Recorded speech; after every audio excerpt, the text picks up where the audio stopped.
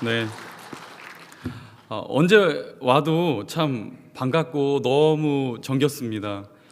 방금 여기 이렇게 앉아서 있는데 생각이 막 나더라고요. 제가 여기 교육전서로 왔을 때 그때 제가 처음 결혼했었거든요. 아니네요. 이렇게 말하니까 한 두세 번 더 할 것처럼 제가 결혼을 한 번이면 족합니다. 안 하면 안 했지 한 번 정도면 될 것 같고요. 그렇게 참 많은 은혜 받고 이렇게 무럭무럭 잘 자라가고 있습니다. 기도해 주셔서 감사하고요. 앞으로도 신실한 하나님의 종 되도록 노력하겠습니다. 제가 급하게 오느라고 PPT를 좀 못 드렸어요. 예배에 관련된 PPT 못 드려서요. 여러분 아마 말씀을 펴서 이렇게 보셔야 될 것 같아요. 하나님의 말씀에 보아 펴서 같이 보시고 또 제가 혹시 정장단추를 좀 풀어도 되나요? 숨은 쉬어야 될 것 같아요. 살이 쪄가지고요. 캐나다에 있으면서 요거 잠깐 풀고 하겠습니다. 내가 낳고자 하느냐 하나님 말씀 증거하도록 하겠습니다. 여러분 설교를 시작하기에 앞서서 모 기업의 회장이 남긴 어록을 제가 잠시 읽어드릴게요. 조금 긴데 여러분 한번 잘 들어보세요. 세상에서 가장 같이 일하기 힘든 사람들은 가난한 사람이다. 자유를 주면 함정이라 하고, 작은 비즈니스를 이야기하면 돈을 별로 못 번다고 하고, 큰 비즈니스를 이야기하면 돈이 없다고 하고, 전통적인 비즈니스라고 하면 어렵다고 하고, 상점을 같이 운영하자고 하면 자유가 없다고 하고, 새로운 사업을 시작하자고 하면 전문가가 없다고 한다. 그들에게는 공통점이 있다. 구글이나 포털에 물어보기를 좋아하고, 자신들은 대학 교수보다 더 많은 생각을 하지만 장님보다 더 적은 일을 한다. 그들에게 물어보라. 무엇을 할 수 있는지. 그들은 대답할 수 없다. 가난한 사람들은 공통적인 한 가지 때문에 실패한다. 그들의 인생은 기다리다가 끝이 난다. 그렇다면 현재 자신에게 물어보라. 내일의 완벽한 계획보다 오늘의 괜찮은 실행이 더 낫다. 생각은 누구나 할 수 있다. 그러나 실천하는 사람만이 성공한다. 제가 여러분들께 방금 읽어드린 이 글은요, 알리바바 그룹의 회장인 마윈의 어록입니다. 여러분 혹시 마윈 회장 아시나요? 지금부터 아시면 돼요. 그는 채 160도 안 되는 작은 키에 중국의 항저우에 위치하고 있는 가난한 보잘것없는 집안에서 태어났습니다. 대학 시절 영어를 전공했기 때문에 그렇게 영어 교사로 살아가다가 1995년에 미국에서 처음 인터넷을 접한 이후 약 한 20평 남짓한 집에서 17명의 사람들과 함께 인터넷 회사를 창업하기로 결심을 해요. 그리고 창업 이후 약 15년 동안 고속 성장을 거듭하며 현재는 구글 다음으로 세계에서 가장 유명한 IT 기업이 되었다는 것입니다. 그렇기 때문에 알려진 바로는 현재까지요, 이 마윈 회장의 자산이 약 25조 원에 다다른다고 해요. 별로 안 놀라실 줄 제가 알고 있었어요. 25억, 그럼 우와, 250억, 우와, 25조 뭐지? 먹는 건가? 그렇죠? 별로 이해가 잘 안 가요. 그렇기 때문에 많은 사람들은요, 이 마윈 회장을 가리켜 인생 역전의 아이콘이다. 여러분, 이렇게 평가를 한다는 것입니다. 주 안에 사랑하는 여러분, 이처럼 역전이라는 한 단어, 두 글자에 불과하지만 사람들의 마음을 흥분시키고 감동시키기에는 조금도 부족함이 없는 단어입니다. 그렇죠? 그래서 스포츠 경기만 해도 아마 그럴 거예요. 패색이 짙어지고 이미 승부가 기울었는데 선수들이 끝까지 포기하지 않고 역전을 일궈내는 그 모습을 보았을 때 많은 국민들이 박수와 환호를 보내게 되지 않습니까? 조금 시간은 흘렀어요. 근데 아마 다들 기억하실 거예요. 2016년 리우 올림픽이었거든요. 그때 그 펜싱 경기였는데 당시 상대 스코어가 13대 9로 밀리며 이제 패색이 짙어진 그 순간 대한민국의 박상영 선수가, 여러분 기억나시죠? 끊임없이 자기 자신을 향해 외쳤던 말이 하나가 있는데 굉장히 유명했죠? CF도 나오고 패러디도 나오고 굉장히 유명한 말이 하나 있는데 뭐죠? 나는 할 수 있다. 맞아요. 나는 할 수 있다. 나는 할 수 있다. 저도 당시에 이 모습을요, TV를 통하여 시청을 하고 있었어요. 마음이 굉장히 뭉클했습니다. 그래서 국민들은 그가 일군 금메달보다 한 젊은 선수가 끝까지 역전을 포기하지 않고 최선을 다하는 그 한 선수의 불굴의 의지와 투지에 박수를 보냈다는 것이며, 나는 할 수 있다, 나는 할 수 있다, 연신 땀을 닦으며 이렇게 스스로에게 외치는 이 한 선수를 바라보며, 그래 나도 할 수 있다, 어느 누군가만 할 수 있는 것이 아니라 그래 나도 할 수 있다, 이 모습을 집안에서 TV로 시청하고 있었던 많은 국민들이 느꼈다는 거예요. 잠시나마 역전의 희망을 꿈꾸게 되었다는 것입니다. 현재 나의 모습 초라하기 짝이 없고 뭐 하나 제대로 이룬 것 없지만 언젠가 나에게도 찾아올 이 역전이라는 짧은 두 글자가 인생의 희망의 버팀목으로 여러분 자리하게 되었다는 것입니다. 주 안에 사랑하는 여러분, 그런 맥락에서 오늘 본문 말씀을 보시면요, 오늘을 살아가는 저와 여러분들과 똑같이 인생의 역전을 꿈꾸는 사람들을 우리가 마주하게 됩니다. 말씀의 배경은 본문 2절에 기록되어 있듯이 베데스다 연못주에서 일어나는 하나의 사건을 성경이 다뤄내고 있는데, 자, 말씀 같이 보실까요? 본문 2절이에요. 본문 2절입니다. 성경 보세요. 아마 말씀이 뜨네요. 2절 제가 읽습니다. 예루살렘에 있는 양문 곁에 히브리 말로 베데스다라는 못이 있는데 거기 행각 5이 있고, 여러분 지금도 이스라엘에 가보시면요, 성벽 북동쪽 끝자락에 보면 양문이라고 불리는 작은 문이 위치하고 있어요. 이 문은 당시 고대 제사장들이 하나님께 드려질 그 제사물이죠, 양을 데리고 출입하는 문으로서 그 문을 지나 조금만 더 가다 보면 베데스다라고 불리는 작은 연못을 만날 수가 있습니다. 그런데 이 베데스다라는 연못의 이름이 조금 흥미로워요. 이 베데스다라는 연못의 이름은 두 단어가 합성된 결합어예요. 베이트, 즉 집, 하우스를 의미하는 단어와 헤세드, 그러니까 모든 호흡 있는 인생들에게 하나님께서 부어주시는 그 은혜와 자비, 여러분 요 두 단어가 결합되어 만들어진 그 말이 베데스다예요. 그렇기 때문에 당시 많은 사람들은요, 이 베데스다 연못을 가리켜 은혜의 집 또는 자비의 집이라고 불렀다는 것입니다. 그렇다면 사람들은요, 왜 이 작은 연못을 가리켜 은혜의 집 또는 자비의 집이라고 부르게 되었을까요? 그 이유에 관하여 오늘 본문 3절 4절에 잘 기록되어 있는데요, 우리 성경은 이렇게 증언하고 있어요. 우리 같이 한번 읽어볼까요? 시작.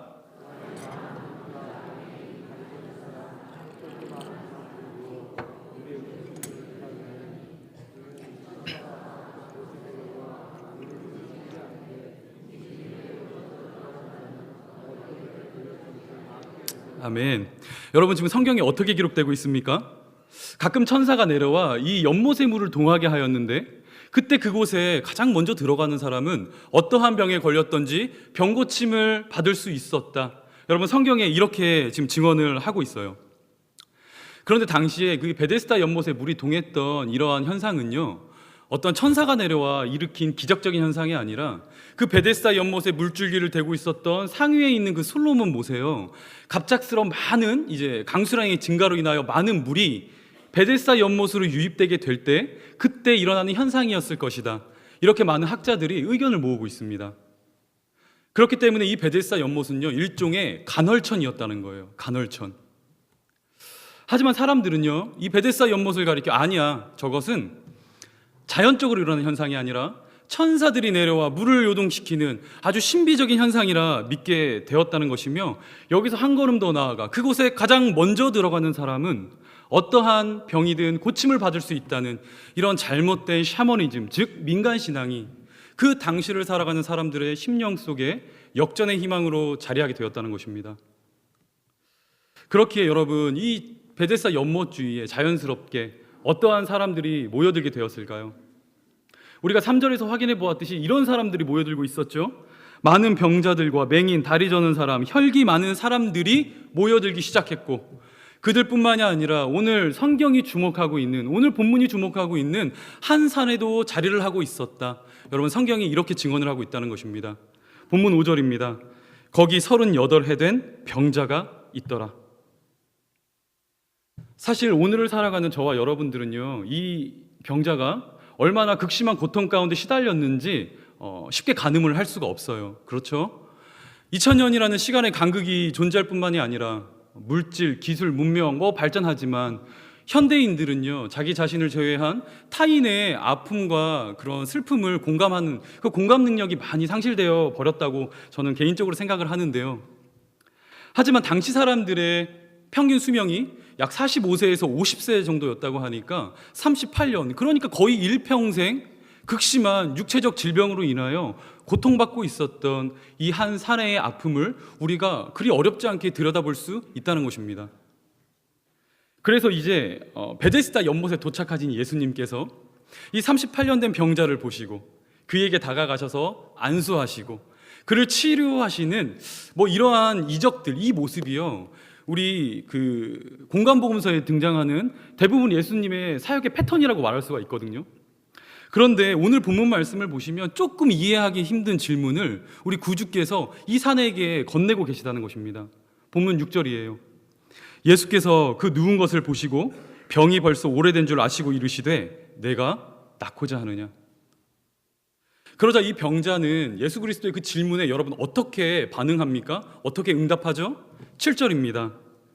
병자가 대답하여 주여 물이 움직일 때에 나를 못에 넣어주는 사람이 없어 내가 가는 동안에 다른 사람이 먼저 내려가나이다. 주 안에 사랑하는 여러분, 그런데 오늘 본문 말씀에 등장하는 이 사내, 이 모습 어디서 많이 본 것 같지 않습니까? 마치 오늘을 살아가는 저와 여러분들의 모습을 말하는 것만 같진 않나요? 세상이 이 베데스다 연못을 향하여 저기는 은혜의 집이야, 저기는 자비의 집이야, 이렇게 말하기 때문에 아무런 의심도 아무런 의식도 없이 무작정 그것을 바라보며 그래 맞아, 내가 저기에만 갈 수 있다면 그것은 나에게 역전을 선물해줄 희망의 집, 자비의 집이 될 수 있겠지. 그래 내가 이 베데스다 연못에 들어가기만 한다면 그것은 나에게 새로운 기회를 허락하여 줄 수 있는 은혜의 집이 될 수 있을 거야.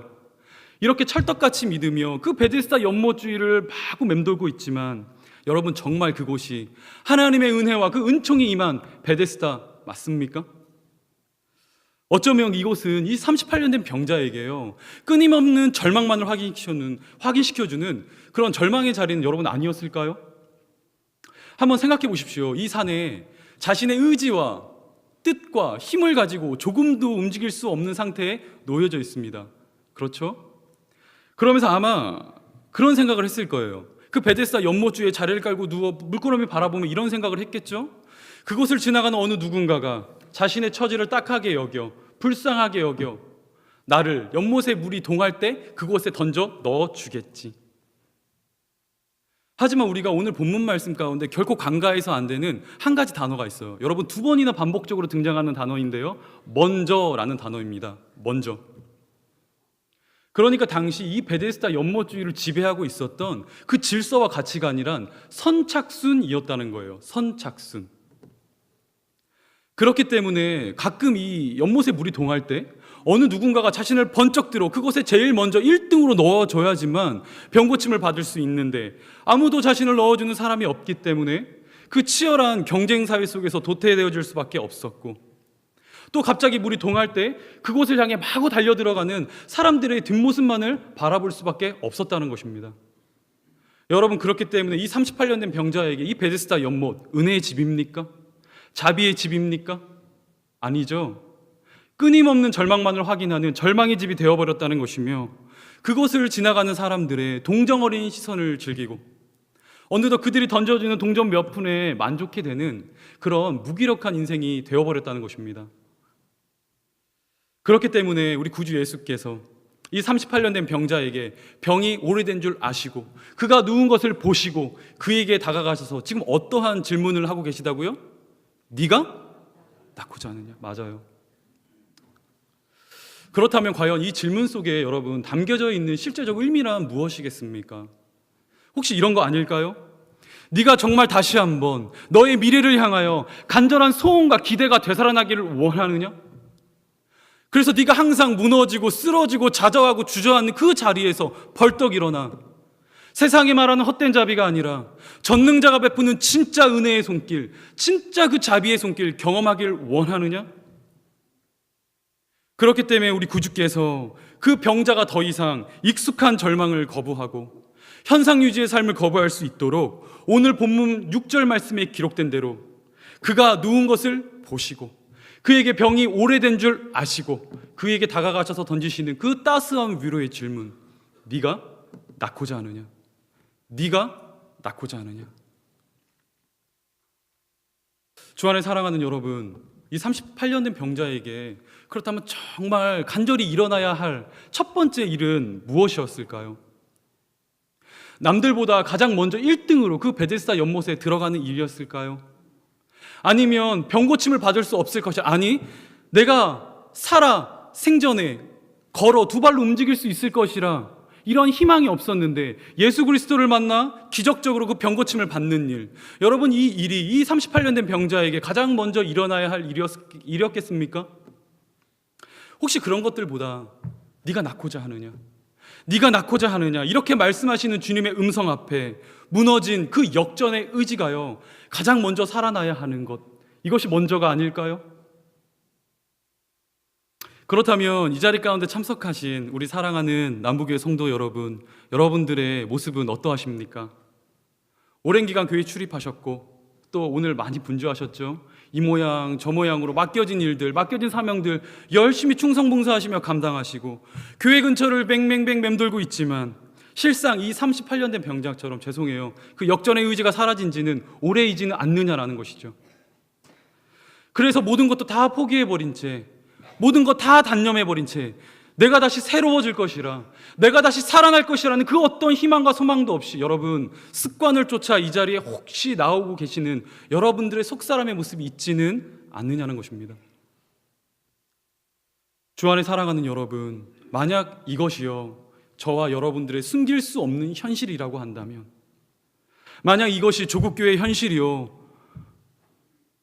우리 남부교회의 현실이라고 한다면 우리는 오늘 이 시간 반드시 네가 낫고자 하느냐, 네가 낫고자 하느냐 이렇게 질문하시는 예수 그리스도의 그 음성을 들을 수 있어야 합니다.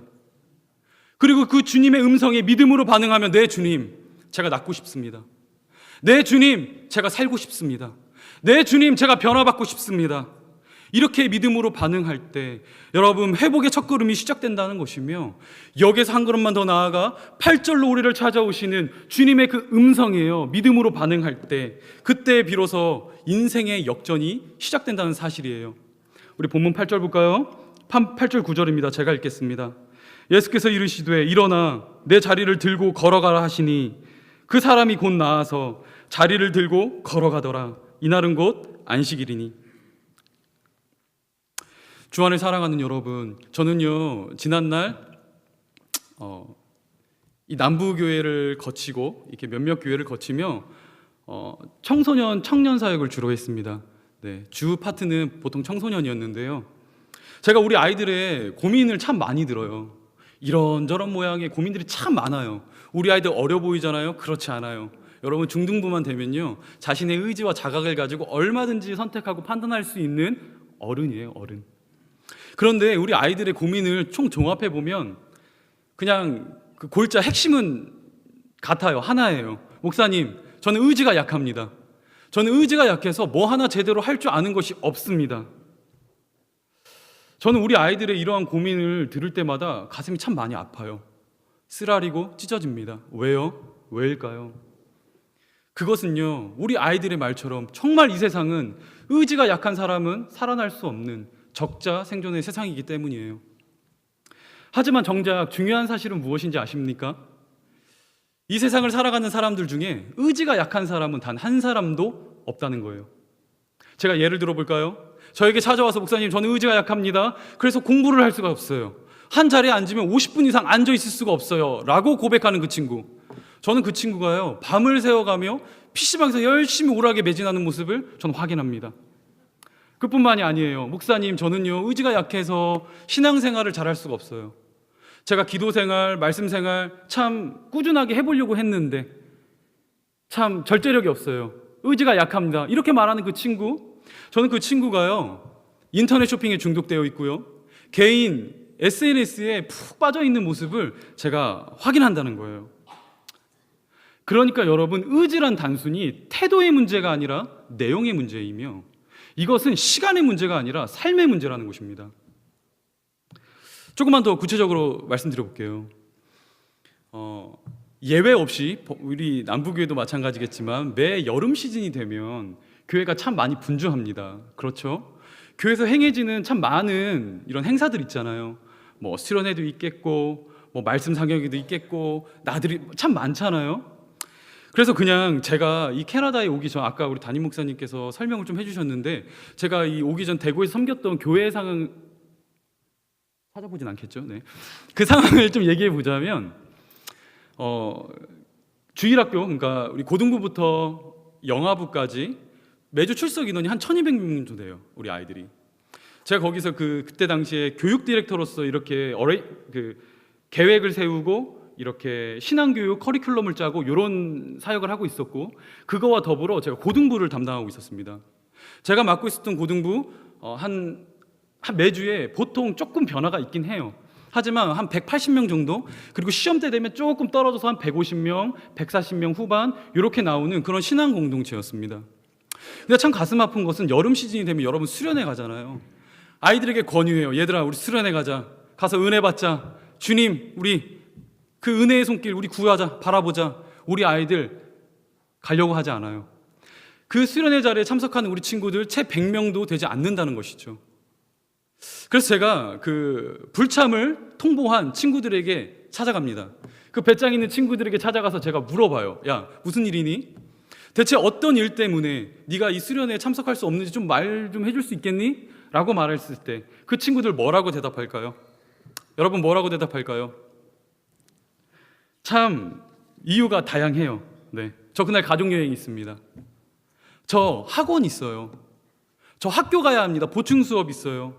아니 어쩌면 부모님이 허락하지 않으실 거예요. 제가요 20년 전에 써먹었던 고수법과 똑같아요. 조금도 변함이 없어요.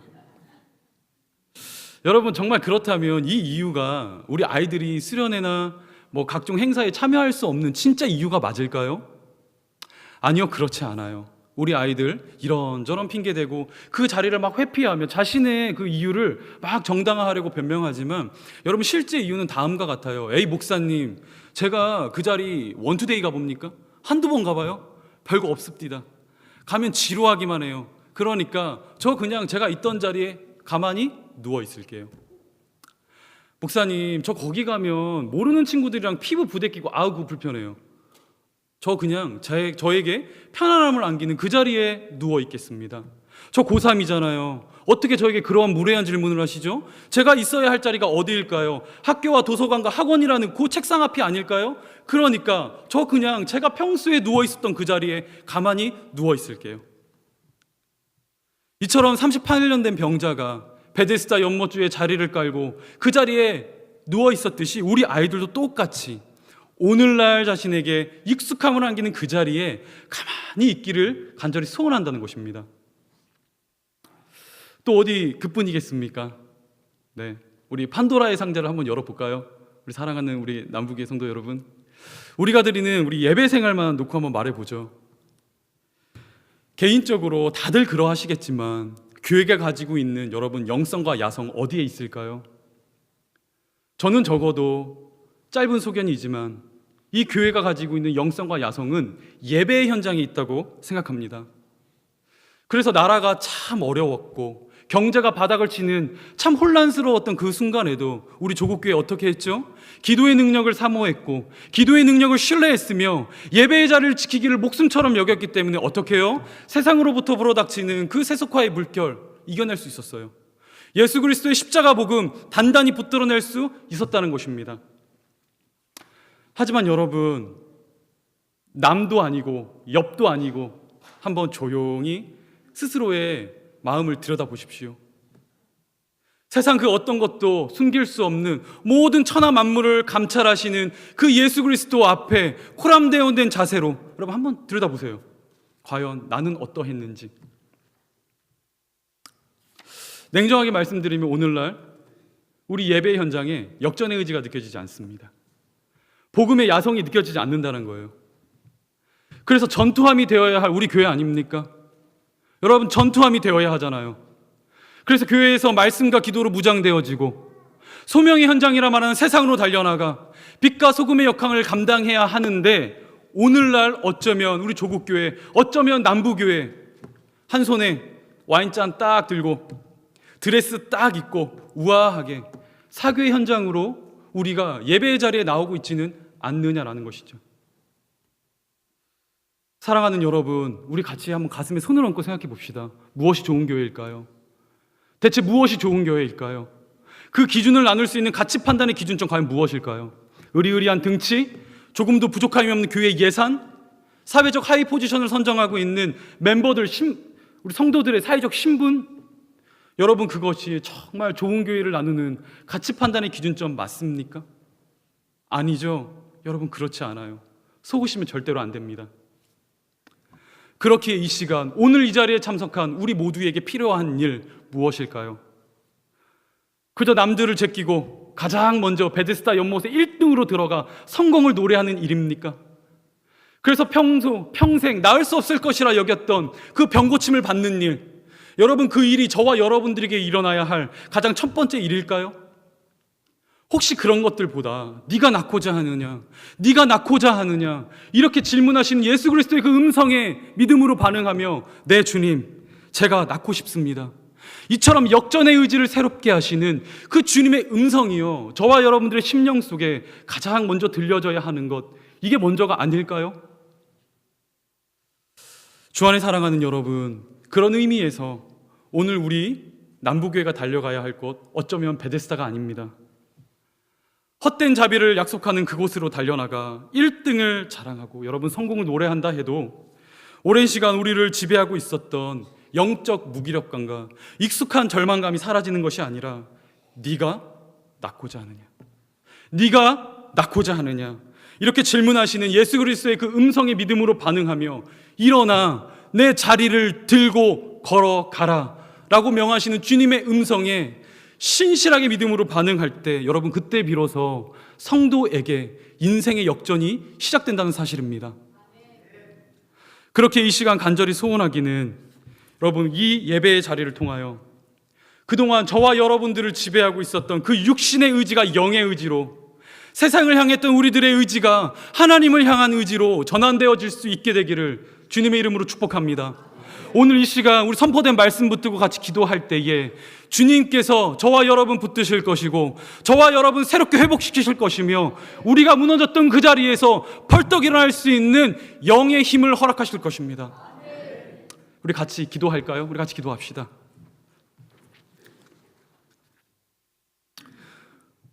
우리 이 시간 같이 오늘 선포된 우리 말씀 붙들고 우리 30초도 좋고요, 1분도 좋습니다. 우리 잠깐만 같이 기도했으면 좋겠습니다.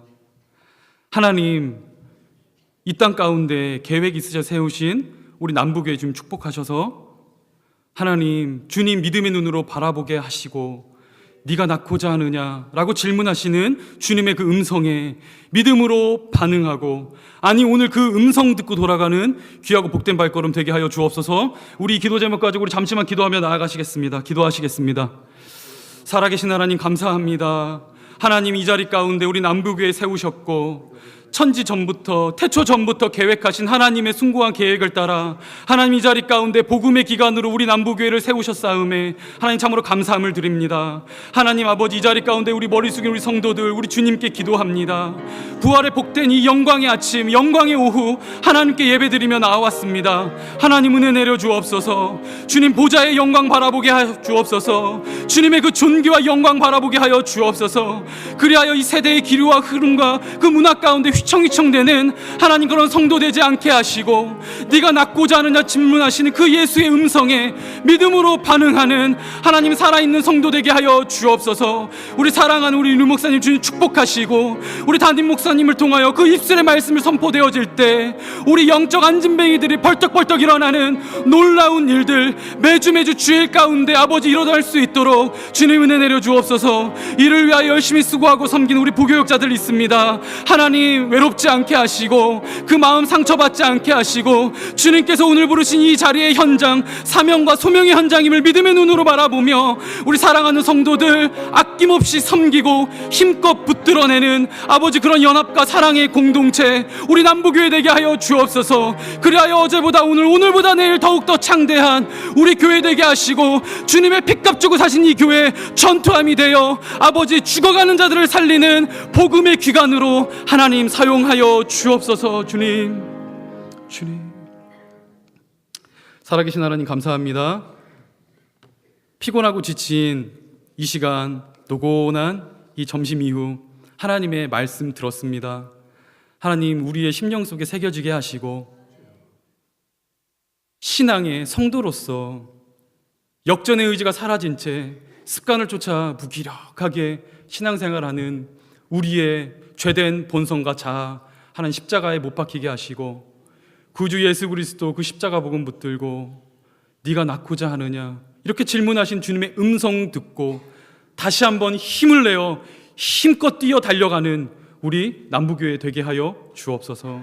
이 모든 말씀 예수님의 이름으로 기도합니다. 아멘.